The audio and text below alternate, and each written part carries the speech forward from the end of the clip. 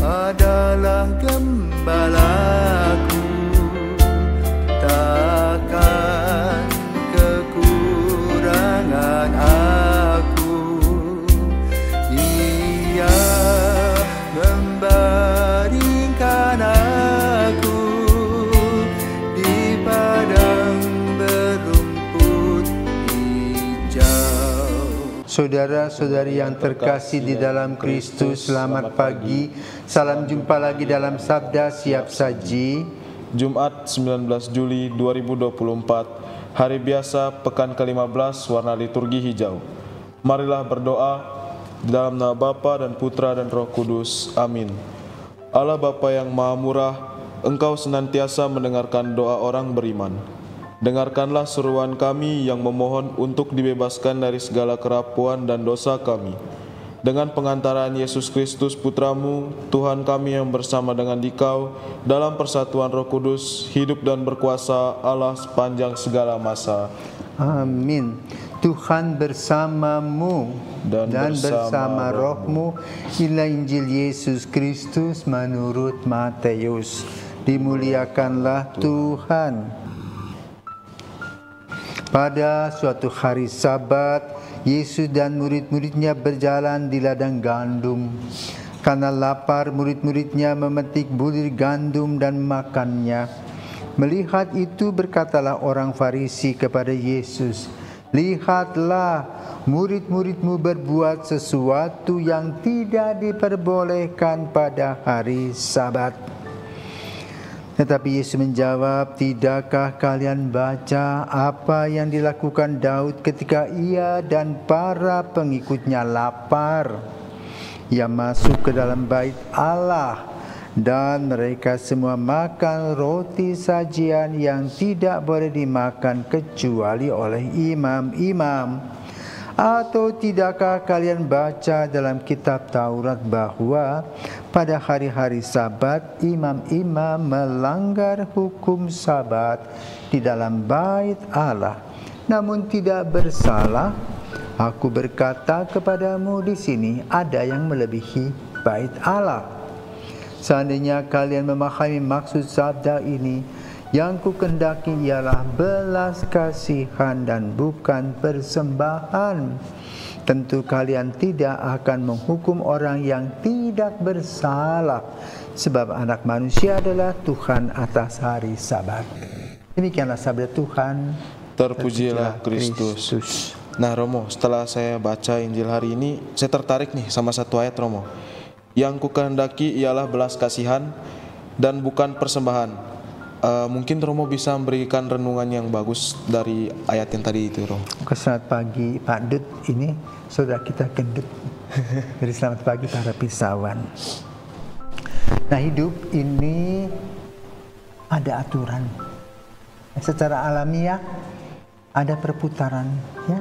Pagi matahari terbit, sore matahari terbenam. Itu secara sirkulasi. Demikian pula hidup manusia, seperti pengkhotbah katakan, ada waktunya lahir, ada waktunya hidup, ada waktunya mati. Namun di tengah-tengah di antara lahir dan mati itu, maka terjadilah kegiatan bersama.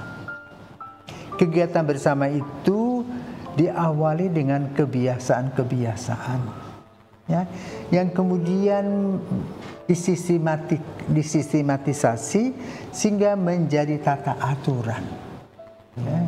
Karena itu dalam tradisi Yahudi dibuatlah sedemikian hukum, ada waktunya bekerja, ada waktunya istirahat, ada waktunya berdoa, artinya mengucap syukur kepada Tuhan.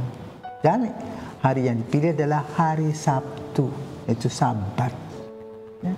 Hari untuk memuliakan Tuhan. Maka di dalam refleksi itu ditulis dalam kitab Kejadian, di mana Tuhan menciptakan semuanya 6 hari, hari ke-7 istirahat. Itu baik. Aturan itu baik.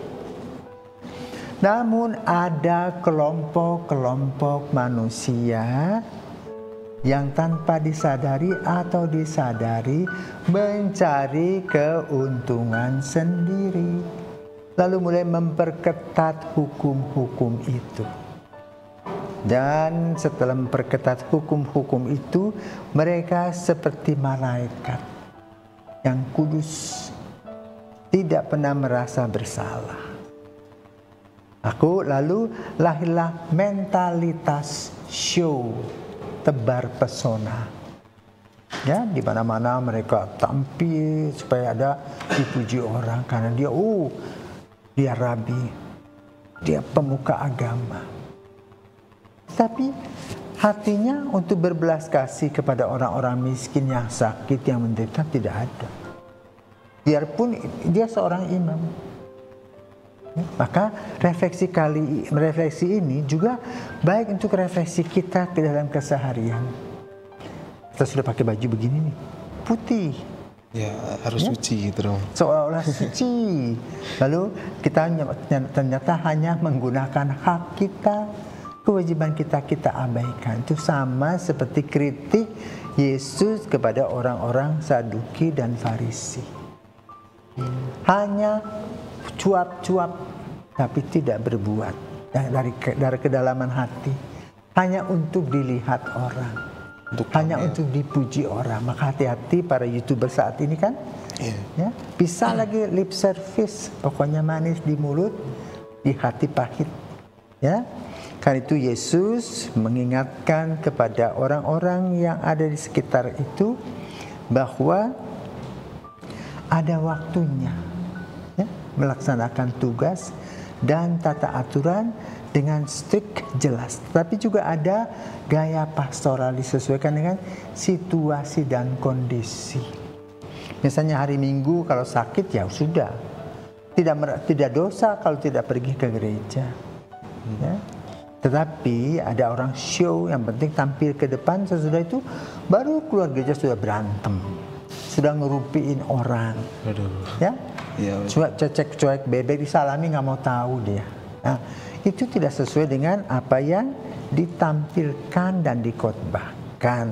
Maka itulah yang dikritik oleh Yesus.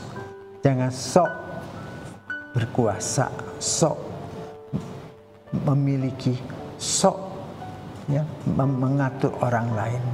Tetapi bukan dengan moto cinta kasih dan keadilan. Tetapi tebang pilih, yang penting aku suka dan tidak suka.